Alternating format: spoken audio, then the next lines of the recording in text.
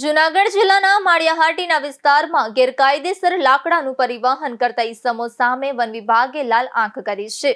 Junagadh Veraval national highway પર one વિભાગે કાર્યવાહી હાથ ધરી 3 શંકાસ્પદ વાહનોને ઝડપી પાડી સીઝ કર્યા છે। માહિતી મુજબ છેલ્લા થોડા દિવસોથી પ્રકૃતિને નુકસાન પહોંચાડતા તત્વો પર વન વિભાગ એક્શન મોડમાં આવી ગયું છે અને સતત કડક કાર્યવાહી કરી રહ્યું છે। ગેરકાયદેસર રીતે કાપેલા લાકડા ભરેલા વાહનો સામે નિયમ મુજબ કાર્યવાહી હાથ ધરવામાં આવી છે। વન વિભાગની આ કામગીરીને પ્રકૃતિ પ્રેમીઓએ આવકારી છે અને આવી જ રીતે કડક કાર્યવાહી ચાલુ રાખીને પર્યાવરણને નુકસાન પહોંચાડતા તત્વોને કડક પાઠ બનાવવા માંગ કરી છે।